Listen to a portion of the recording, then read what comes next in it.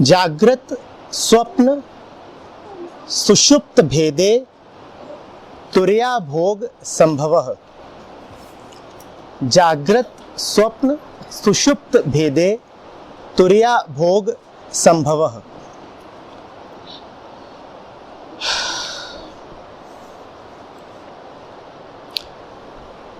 Knowing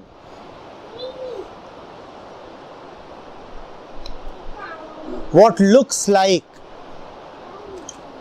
as the difference between the three states of consciousness, one finds himself located in the joy of the fourth. This is a little technical, so we'll have to.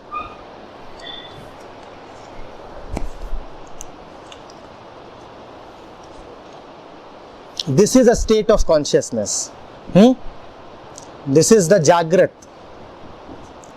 the waking state of consciousness. After a while, most of us would be asleep.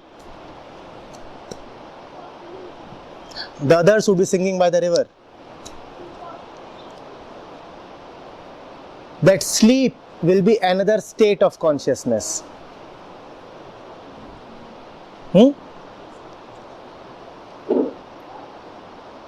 In that sleep, you will have dreams and all. Mental activity would persist. That is called the swapna state of consciousness. Then you recede deeper into sleep, and the dreams too go away. What you are left with is a blankness. That is called the Sushupti state. Right? Simple? Now the game starts. Be all ears. We take the particular state in which we are very, very seriously. Does this universe appear in the Swapna state as it appears right now? In your dreams, is this world the same as it appears right now? And when you are not having even dreams, then where goes this world? It's no more, right? So, three states of consciousness, and corresponding to each state, there is a different world. In this world, you are a man sitting on a chair. In sleep, you are a donkey. And in Sushupti, even the donkey goes grazing or wherever.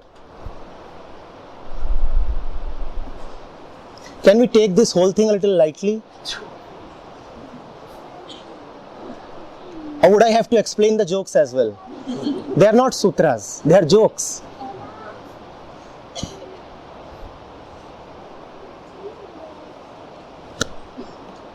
Bad jokes maybe. Anyway. So I think it's the saffron doing its work. Saffron? Oh, I get rid of this.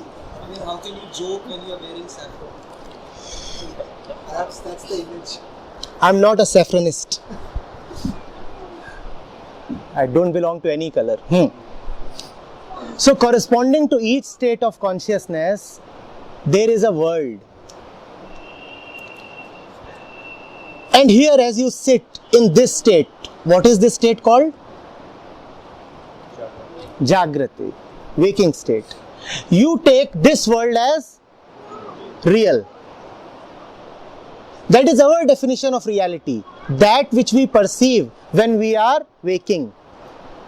Not when we are awakened, but when we are waking. So we say, oh, the river is real, the bridge is real, the hut is real, the seat is real, the cloth is real, the man and the woman are real, and in middle of all these, I am real. This is our definition of reality, right? The sun, the moon, the stars, the planets, the physics that you are talking of. Where does it disappear when you are sleeping? all that belongs only to those hours of the day when your eyes are open.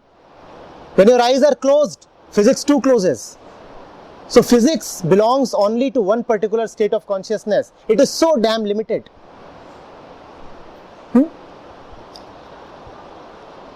The worldly mind takes this as real without ever wondering where to all this goes when he goes to bed.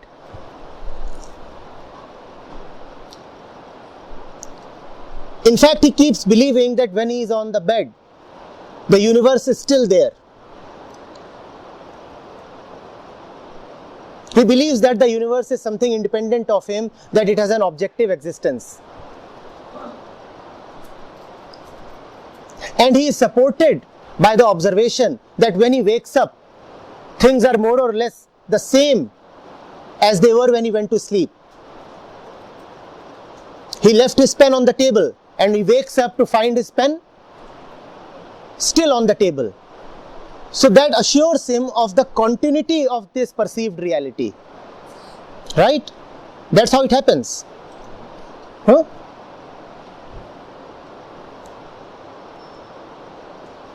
The sage is saying, please understand that these three states appear to be different. They are one in the sense that they are all just states of mind. They are different states, but nevertheless still states. Just states, not reality. Fleeting states. They go away. They disappear. This so-called world dissolves instantly. Gone. And when you know that all of this is not to be taken seriously, then instead of these three, you find yourself located in the substratum of these three. Turiya, the word Turiya literally means the fourth. Fourth as different from these three. But it is not really a fourth in the sense that it is not a fourth state. It is fourth in the sense that it is different from the three. Different from the three meaning the background of the three, the foundation of the three.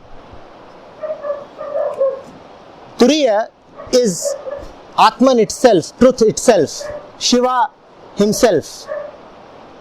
When you are not taking your dreams seriously, when you are not taking these facts seriously, then you are in Shiva.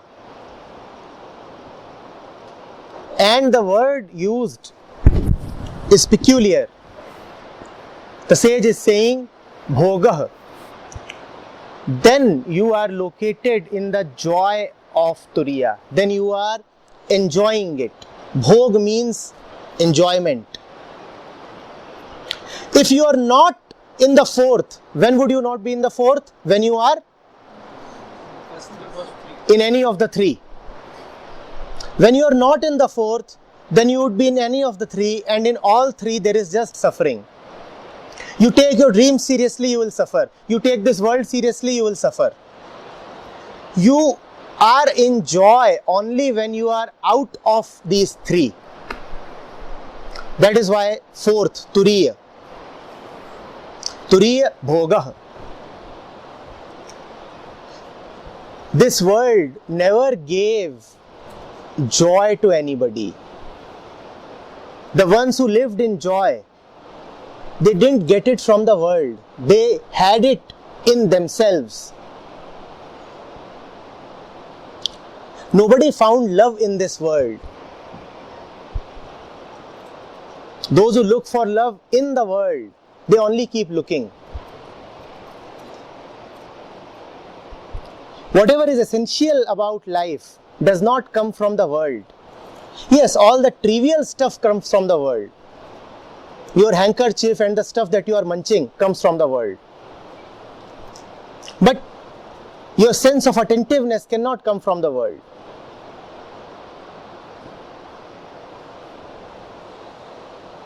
What you are holding in your hand and what you are thinking comes from the world. But that which brings relief to your heart cannot come from the world.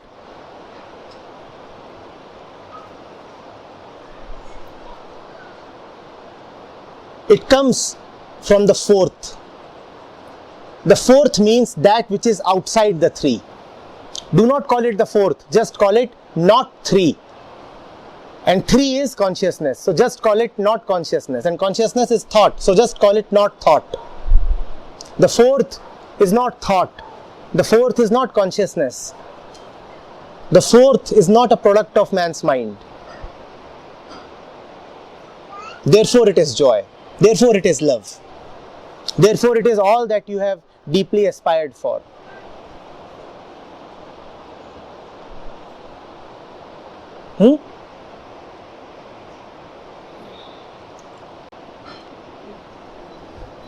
This might be a bit academic, but the way the sutra reads, the fourth state is attained seems like it's outside of the other three states. When it seems to me that it's part of the all three. It's the foundation of them. Yeah. It's the source of them. Yeah. So each separately, you've got this sort of note, each separately. What's that? When you know the reality of the difference between the three, then you are in the fourth. Bhed means difference. When you know what is it that you call as the difference between waking and sleeping, when you have realized it, that is when you are in the fourth. And now to you, waking and sleeping are no more different or significant. You know, that's what has been beautifully captured in many scriptures.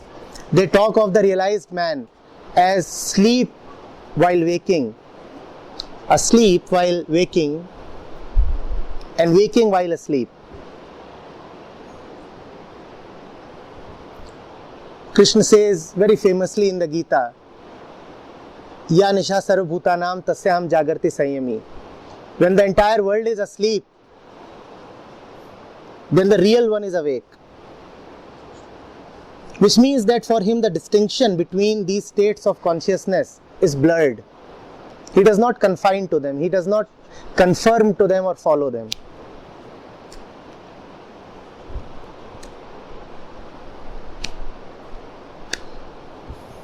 These three states are all states of mind, actually. Mind. Turiya has no mind. There is no Turiya is the source of mind, the foundation of mind. But it is also beyond mind. Yes, beyond mind.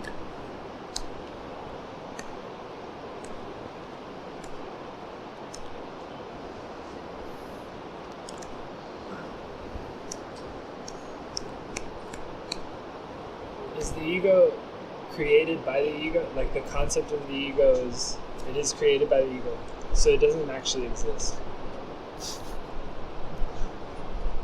Very funny, isn't it?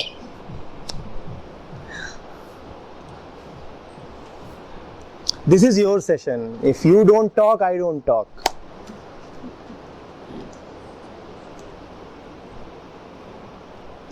I don't have anything personal to say. When you say something, then I respond.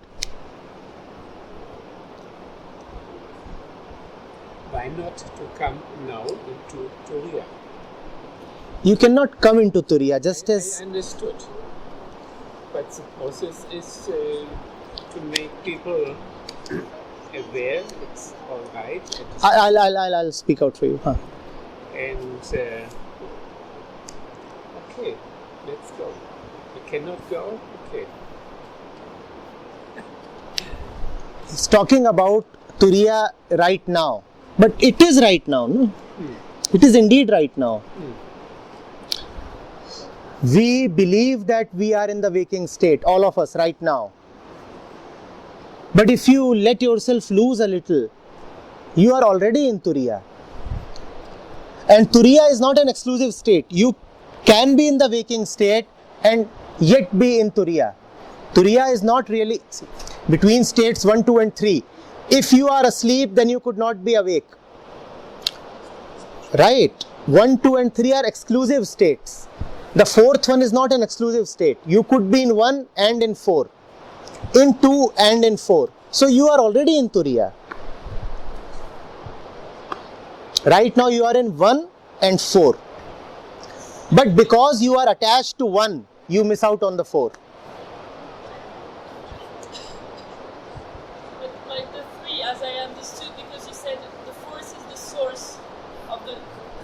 cannot be without the fourth. They cannot be without the fourth. So 1 and 4 are always together. If you take 1 a little less seriously, then you find that the 4 is there, and probably only it is there. So when we remember our dreams, is that because Turiya was there watching, aware? Turiya does not remember or anything. Remembering or forgetting, all of that is a function of the mind. Turiya has nothing at all to do. Neither can it remember nor can it forget. Then it must have been the waking state that was present in the dream. It is a characteristic of the dream state that it leaves some residue into the waking state and also takes some material from the waking state. Can you dream of something of which you have had absolutely no experience in the waking state? Similarly, in the waking state, you retain some memory of your dreams. It is just a characteristic. But these are not the states coexisting. No, not coexisting.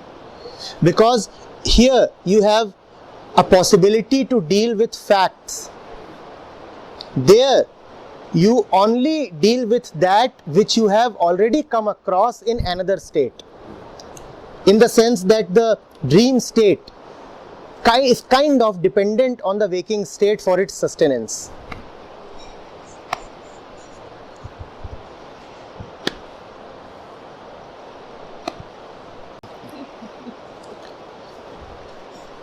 Jnanam Jagrat. Jnanam Jagrat. What is Jagrat? The waking state. And in the waking state, you have what you call as Jnana, knowledge. So all knowledge is confined to. You may be a very knowledgeable man, but you are knowledgeable not more than 14 or 15 hours a day. Sleep, all the knowledge is lost, including the knowledge that you are wonderful, brilliant, billionaire, whatever. Next one.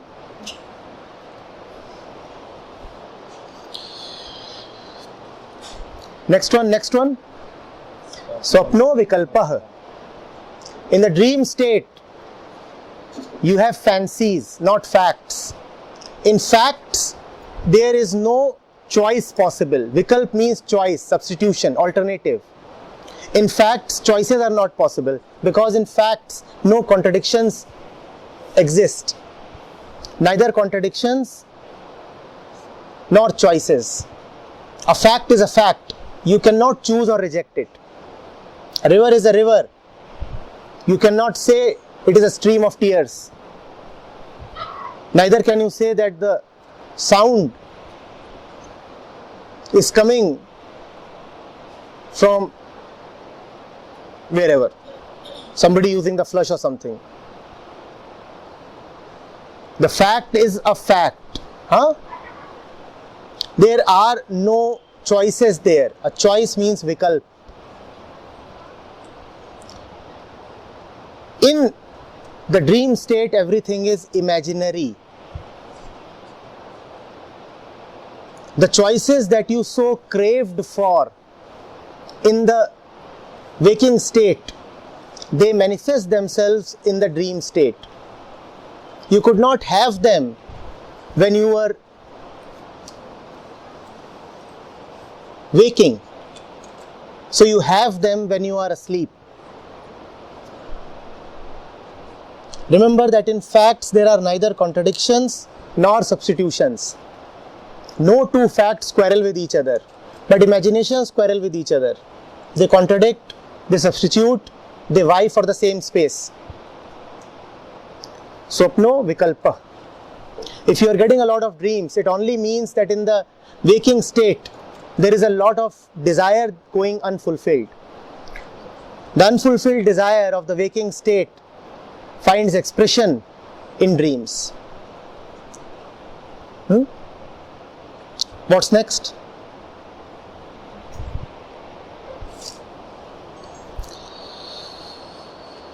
Can I just just ask on the, you say facts can't be disputed, but facts exist within the world of knowledge, which is itself a product of objects, and objects are perceived through perception. I'm saying facts do not quarrel with each other. That in facts there are no contradictions, no choices. The whole landscape of facts can be totally dismissed. But within that landscape there are no contradictions. Facts exist only in the waking state, right? You can dismiss it as non-existent when you move to dreams. But when you are awake, then within facts there can be no disputes. There can be... you get what I'm saying? Imaginations, choices, opinions, biases, they dispute each other. One fact can only supplement another fact, never contradict it. One fact can only add to, complete or supplement another fact, but never cross it. So there's no subjective. In fact, there is no subjectivity at all. Facts mean complete objectivity. So perception plays no role. Perception plays a great role in imagination. Wherever there is personal perception involved, that is imagination. So paradoxes only exist in the mind. The paradox. Only Yes, exists in the world of facts there can be no paradoxes. like everything and nothing. This is the paradox, yeah? But it can't be the fact. There's either one or the other. You cannot pick two facts and say this is a fact and this is a fact, and they are not fitting each other, that they are at odds with each other. No, facts are never at odds with each other.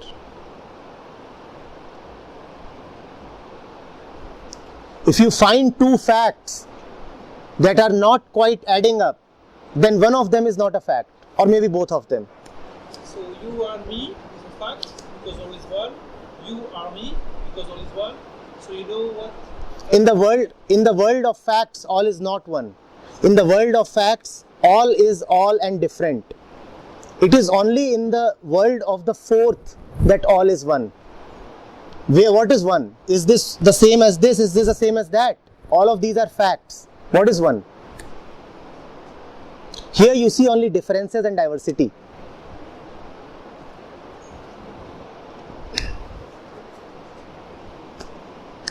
And if you're dreaming and you realize that you're dreaming, is that the waking state? Yeah. Because you dream awake. You are in an interface. You are moving towards waking up. If you have started becoming conscious that it is a dream, then very soon the dream will be broken. Very soon.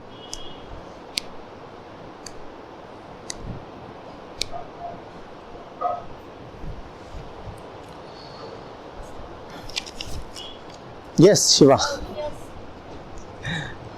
Yes. Yes. Yes.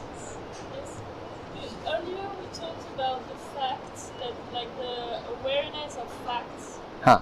Are those the same facts? Same. So then I don't get the fact that now facts are separated, and just earlier this awareness was like the number 2 of consciousness, which was also 3. Coming close to facts, the gate of truth opens. When you know what facts are, you see, when I'm speaking to you, am I speaking to you in dreams? I'm speaking to you in the waking state. That's how this is taking place. In the waking state, what do you see? That is a fact. So, if you want to know what the waking state really is, what will you need to use? What is available to you in waking state? Only the facts. Nothing else is available. So if you really want to know something in the waking state, which actually is your current state, you will have to use facts. So coming close to the facts is the only option that you have, because you are waking right now. Yeah, but we were talking because that fact I can perceive it through my senses, no? And earlier again we were saying you don't see with those eyes, you see with like the the third one. So that's where I don't get the difference from this fact. Okay. See, we not only perceive with these eyes. When you are perceiving with these eyes, then this one should be just a person, a man. But am I just a person? You already have many meanings attached. Now, are the eyes supplying those meanings? All that the eye is bringing to you is that a particular river is flowing. Is the eye saying that the river is holy? Do you get this? So we never live in facts. That's what I intended. To live, to look with this is to look purely at the fact and go so deeply into the fact that its falseness and its root opens up. And that root is the truth. That root is 3. See, as waking creatures, nothing else is available to us. Only facts are available. What else will you use? You want to know the reality of existence, right? You really want to know what is the truth of all this. What can you use? Nothing is available to you except facts. Except facts. So one goes close to the facts. One finds out what it means to be looking at facts and how facts get distorted by perceptions. And when you have really figured that out, then you have gone into awareness. Now you are beyond consciousness. The illusions coming from the perceptions. By seeing through the perceptions, First of all, clearly, and then seeing the reality of which is what we're calling facts. First of all, one sees that illusions are so false. And then, on coming close and closer to the facts, one also sees that the facts are false.